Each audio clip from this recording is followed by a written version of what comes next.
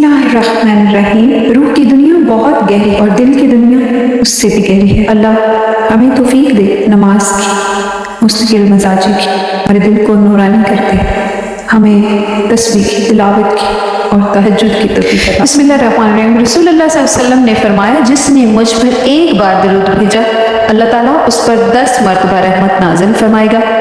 सही मुस्लिम की ये हदीस है। नवाबज़ादी जन्नत के तमाम व्यूवर्स को अस्सलामु अलैकुम व रहमतुल्लाहि व बरकातुहू। अल्लाहुम्मा सल्लि अला मुहम्मदिन व अला आलि मुहम्मद कमा सल्लैता अला इब्राहीम व अला आलि इब्राहीम इन्नका हमीदुम मजीद। अल्लाहुम्मा बारिक अला मुहम्मदिन व अला आलि मुहम्मद कमा बारकता अला इब्राहीम व अला आलि इब्राहीम इन्नका हमीदुम मजीद। सुबह बखैर। नवाबज़ादी जन्नत में तमाम बहन भाइयों को खुशामदीद। आज का वजीफ़ा बहुत मुजर्रब है और आज़मूदा भी है। हदीस मुबारक से है कि मगरिब की नमाज के बाद आपने ये अमल करना है और अमल बहुत ही आसान है और इसका जो वज़न है वो बहुत ज़्यादा है। रसूलुल्लाह सल्लल्लाहु अलैहि वसल्लम ने फरमाया, जो शख्स नमाज मगरिब के बाद 100 मरतबा ला इलाहा इल्लल्लाहु मुहम्मदुर रसूलुल्लाह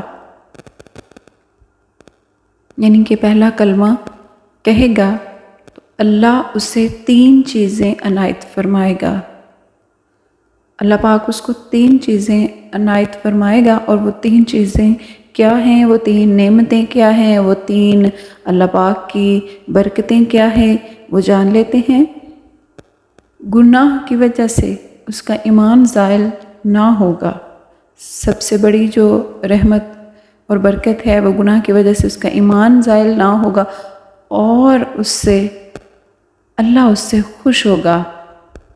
जिससे अल्लाह खुश हो जाए वो और क्या चाहता है, अज़ाब कब्र से निजात देगा।